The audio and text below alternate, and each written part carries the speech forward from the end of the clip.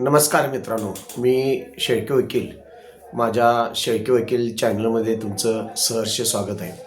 मित्रांनो, जे काही तुमच्या मनामध्ये इच्छा असतील त्या पूर्ण व्हाव्यात ही माझी इच्छा आहे. ज्यावेळी आपण एखादी जमिनीच्या बाबतीत असेल किंवा गौण खनिजाच्या बाबतीत असेल किंवा मुद्रांच्या बाबतीत असेल, म्हणजे रजिस्टर ऑफिसला असेल, सरासरी पाहत असतो. मित्रांनो, भारत देशामध्ये भ्रष्टाचाराचं प्रमाण किती मोठ्या प्रमाणात वाढलेलं आहे ह्याची उदाहरणं दिसून येत असतात. साधा आपण फेरफार झालेला असेल किंवा जमीन खरेदी केलेली असेल किंवा जमीन विक्री केलेली असेल आणि ज्यावेळी आपण तलाठी यांची भेट घेत असतो किंवा 7/12 सुरुवातीला उतारे काढत असतो, आता ऑनलाईन झाल्यामुळे मिळतात, पण तलाठी यांच्याकडे फेरफार उतारा किंवा नोंद करण्यासाठी किंवा ज्यावेळी खरेदीपत्र केलेलं असतं किंवा एखादी व्यक्ती मयत झालेली असते आणि त्या मयत व्यक्तीचं सर्टिफिकेट, वारसा सर्टिफिकेट घेऊन आपण तलाट्याकडे जात असतो किंवा वारस नोंदीसाठी आपण ॲफिडेविट घेऊन जात असतो. त्यावेळी मित्रांनो, ही तलाठी जी मंडळी असतात, अनेक मंडळी अशी भ्रष्टाचारामध्ये सापडलेली आहेत. अशी मंडळी पैसे टेबलाखालून घेतल्याशिवाय कोणत्याही प्रकारचं भ्रष्टाचार केल्याशिवाय काम करत नसलेले आपल्याला दिसून आलेले आहेत. त्याच पद्धतीनं जर आपण भागमंडळ अधिकार बघितलं तर तिथं जी कामं चालतात तिथंसुद्धा अनेक प्रकारचे भ्रष्टाचार आपल्याला दिसून येतात. तहसीलदार कार्यालयामध्ये अनेक तहसील असे सापडलेले आहेत भ्रष्टाचारामध्ये की जी काय आपली प्रकरणं असतात, ज्यांच्याकडं पैसे जास्त मिळतील त्याच्या बाजूनं निकाल देण्यात आलेले आहेत. असे अनेक प्रकरणं आहेत. त्यामध्ये कामाचं मेरिट असेल, कागदपत्र कोणकोणती जोडले असतील, यांचा कुठलाही कशाशीही संबंध नसतो आणि सरासरी जे या खुर्चीवर ह्या लोक जी बसलेले असतात, तलाठी असतील, भागमंडळ अधिकारी असेल, तहसीलदार असेल, इव्हन उपजिल्हा अधिकारी असतील, तर मित्रांनो, ह्यांना कायद्याचं कोणत्याही प्रकारचं जर आपण ज्ञान बघितलं असा तर एक म्हणजे यांची डिग्री LLB नसते. काही तहसीलदार असतील किंवा उपविभागीय अधिकारी असतील, यांची काही जणांची डिग्री LLB असते.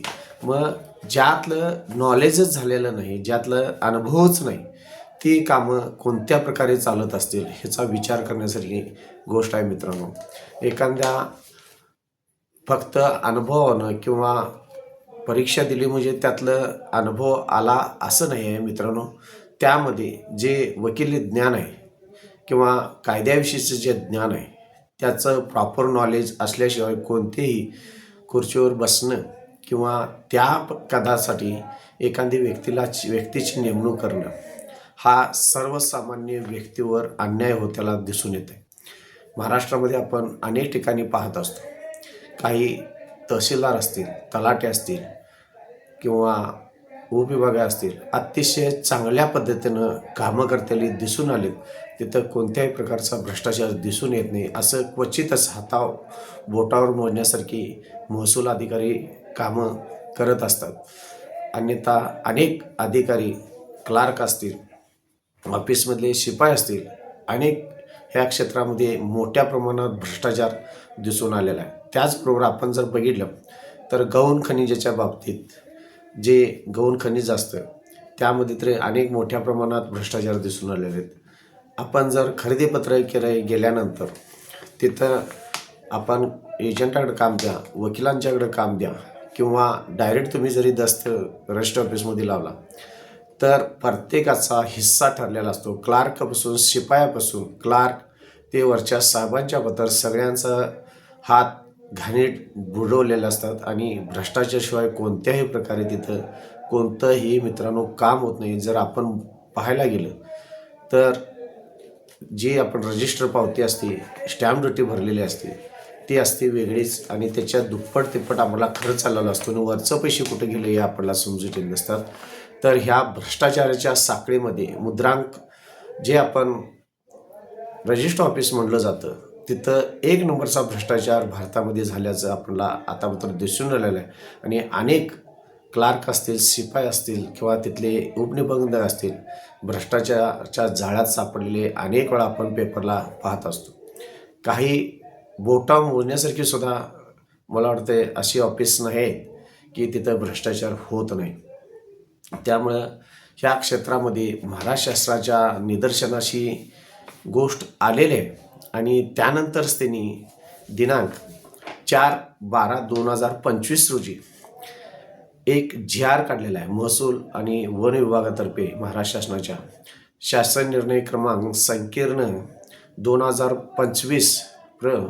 133/4 ह्या महाराष्ट्र शासनाच्या शासन निर्णयांचा क्रमांक आता जो मी तुम्हाला सांगितला, तुम्हाला जर ते जी.आर. पाहिजे असेल तर ऑनलाईन तुम्हाला मिळू शकतो. तर ह्यामध्ये काय सांगण्यात आलं मित्रांनो, महसूल विभागाअंतर्गत जे अधिकारी येतात, मग कलेक्टर असतील, तहसीलदार असतील किंवा तुमचे भागमंडल अधिकारी असतील किंवा तलाटे असतील किंवा त्यामध्ये तुमचे गौण खनिजवाले असतील किंवा जमिनीच्या संदर्भात ही सगळी मंडळी असतील, मुद्रांच्या बाबतीत असतील किंवा जमीन मोजणीच्या बाबतीत जे महसूल खातं असतं किंवा जे भूमी अभिलेख असतं, ही संपूर्ण मंडळी ही यामध्ये येत असतात. आणि ह्यांच्या बाबतीत महसूल विभागातर्फे अंतर्गत जे अधिकारी आहेत किंवा जे कर्मचारी तिथं काम करत असतात यांच्याबाबत प्राप्त तक्रारीच्या अनुषंगाने, म्हणजे यांच्याविषयी अनेक तक्रारी या शासन दरबारी पेंडिंग आहेत. आता ह्या तक्रारी कुठल्या कुठल्या असणार? एक तर कामं वेळेत करत नाहीत, भ्रष्टाचाराचं प्रमाण आहे, अशा पद्धतीच्या अनेक तक्रारी ह्या महसूल डिपार्टमेंटकडे अनेक पेंडिंग आहेत आणि याची चौकशी करायला पाहिजे. त्या संदर्भात चौकशी करण्यासाठी विभागीय आयुक्त स्तरावर दक्षता पथके स्थापन करण्याबाबत हा शासनाचा जी.आर. आहे. मित्रांनो, दुर्दैव आहे अशा महसूल विभागातर्फे, वन विभागातर्फे जर महसूल विभागांतर्गत अधिकारी कर्मचारी यांच्याबाबत प्राप्त तक्रारींच्या अनुषंगाने चौकशी करण्यासाठी विभागीय आयुक्त स्तरावर दक्षता पथके स्थापन करण्याबाबत, अशी जर दक्षता पथके जर स्थापन करायचे असतील, 10वीच्या परीक्षेला जी मुलं बसतात त्यांना पकडण्यासाठी स्पेशल क्वाड पाठवलं जातं, तसं हे स्पेशल क्वाड जर पाठवायची वेळ जर या शासनावर येत असेल तर खरोखर दुर्दैव आहे मित्रांनो. आणि अशा पद्धतीनं हे जर जी.आर. काढून शासन नेमणूक करत असेल पथकावनी, तर भ्रष्टाचार किती मोठ्या प्रमाणात होत असेल ह्याचा विचार करणं गरजेचं आहे.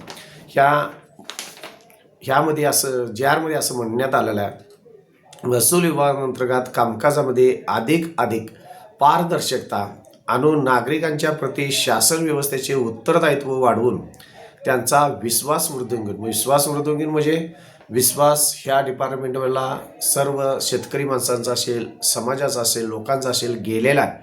तो विश्वास वाढवणे म्हणजेच विश्वास गेलेला आहे.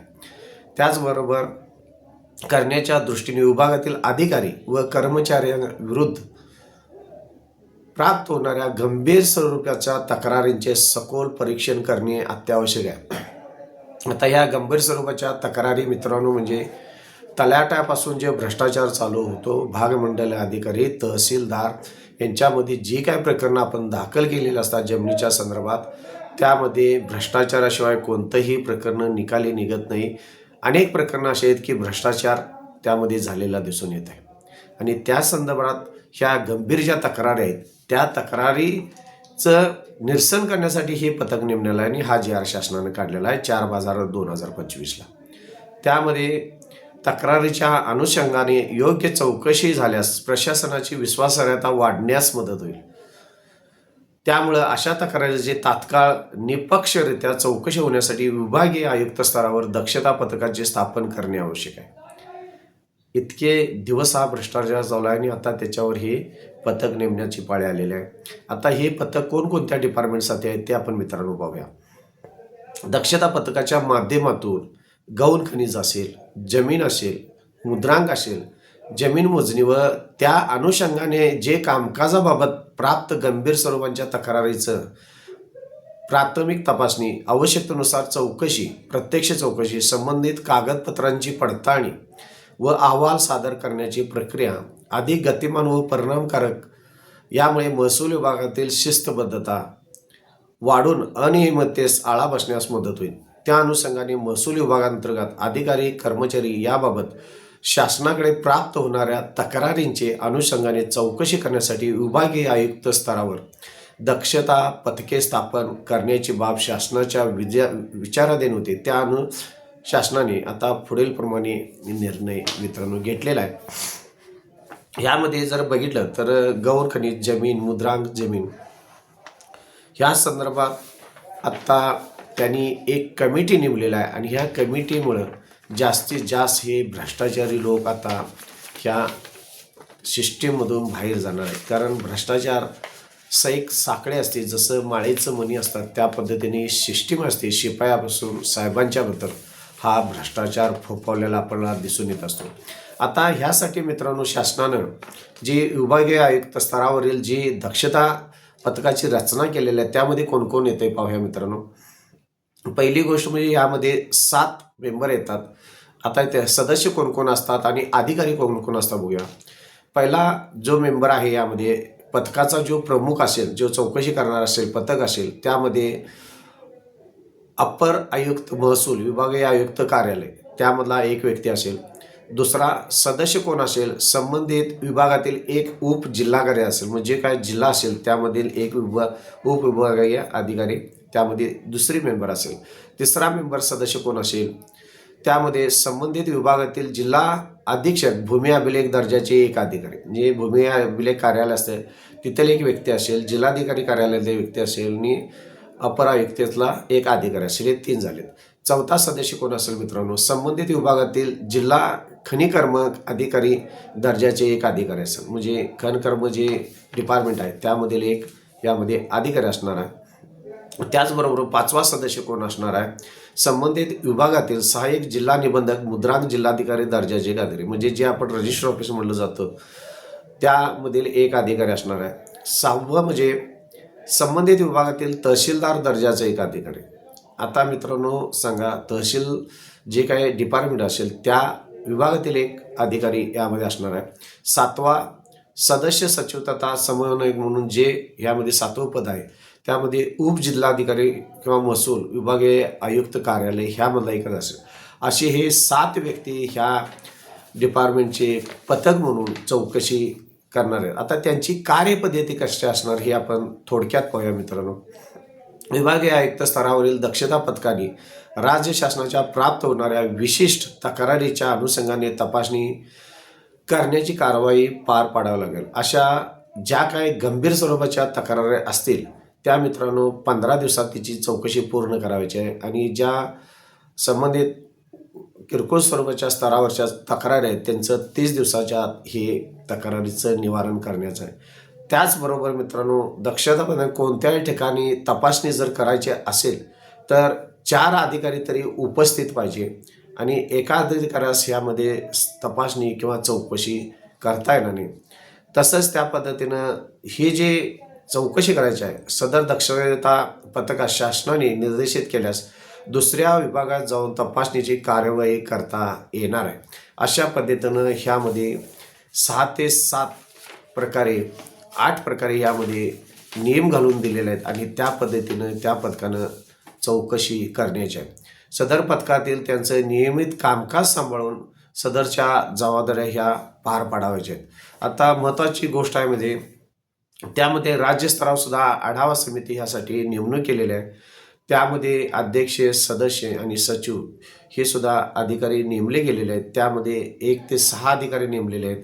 त्यामध्ये मंत्री असतील, अपर आयुक्त सचिव असतील, सहसचिव, उपसचिव म्हणजे कार्यासन असतात वगैरे. अशा पद्धतीने हे 6 मेंबर यामध्ये नेमणूक करण्यात आलेले आहेत. मित्रांनो महत्त्वाची गोष्ट म्हणजे सर्व विभागीय आयुक्तांनी सदर शासनाच्या निर्णयाचा अंमलबजावणी सुरळीत होईल व सुनिश्चित होईल करावी. त्याचबरोबर सदरचा शासन निर्णय लागू झाल्यापासून 15 दिवसाच्या आत विभागीय स्तरावरील दक्षता पथक गठीत करून त्या अनुषंगाने शासनाचं पालन करायचं.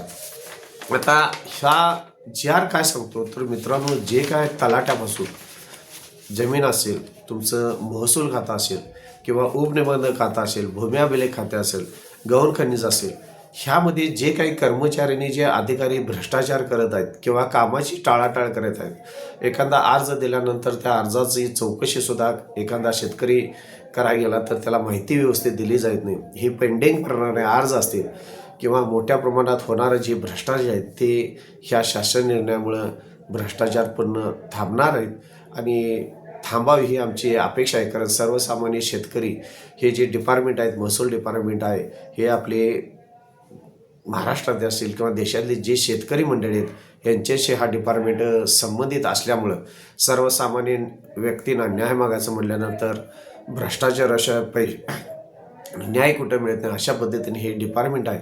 तरीसुद्धा ह्या शासन निर्णयाचं आपण स्वागत करून चांगल्या पद्धतीने शासन निर्णयाचा अंमलबजावणी होऊन हा चांगल्या पद्धतीनं लोकांना न्याय मिळावा एवढीच अपेक्षा आहे. जे चांगले अधिकारी आहेत त्यांच्याबद्दल कोणत्याही तक्राराने जे प्रामाणिकपणे काम करतात त्यांच्याबद्दल आपला आदर आणि त्यांचा कायम अभिमान आम्हाला वाटत आलेला आहे. पण जे भ्रष्टाचाराचं जे मूळ फार मोठ्या प्रमाणात आहे, मग त्यामध्ये उपनगदी कार्यालय असेल किंवा महसूल कार्यालय असेल, यामध्ये फार मोठ्या प्रमाणात अनेक शेतकऱ्यांचे आम्हाला फोन असतात. मोजणी व्यवस्थित जर नाही, पैसे घेऊन मोजणी केली आहे किंवा निबंधन कार्यालयामध्ये तक्रारी असतात की अनेक प्रकारचे पैसे तिथं द्यावे लागतात. हे उद्याच्या काळात कुठंतरी मित्रांनो बंद झालं पाहिजे आणि ह्या शासन निर्णयाचं आपण स्वागत करूया. जर माझ्या चॅनलला आपण सबस्क्राईब केले नसेल तर विनंती आहे, सबस्क्राईब करा, लाईक करा, शेअर करा. धन्यवाद.